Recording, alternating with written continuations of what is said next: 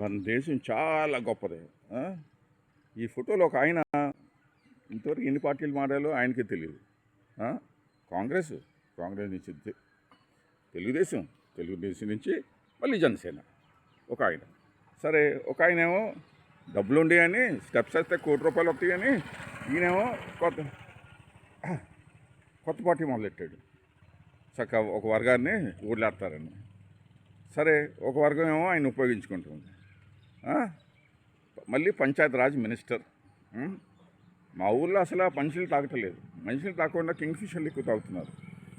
Kingfisher ఎవరైతే stock market వాళ్ళు invest కొనుక్కున్నారంటే Kingfisher United బ్రీవీస్ కొనుక్కోండి, స్టాక్ బాగా పెరుగుతుంది. మా ఊరు చాలా కాస్ట్లీ ఊరు అది. ఒక ఆయన ఏమో దీంట్లో ఎవరైనా బూలు తిట్టి కొడతానికి వస్తే ఆ కేసు రామాకండే అని అంటాడు. ఇదండి ఈ పార్టీ సిద్ధాంతం.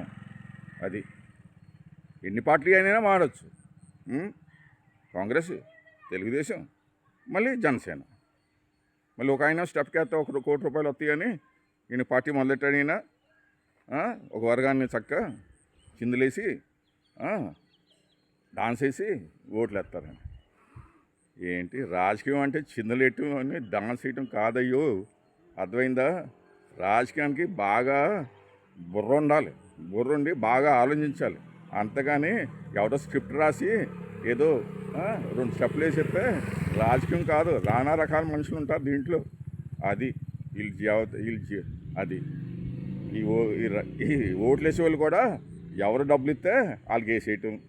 ఈ రాష్ట్రం, ఈ దేశం మొత్తం ఏమీ పడదు, దీనికి ఏమీ ఫ్యూచర్ లేదు.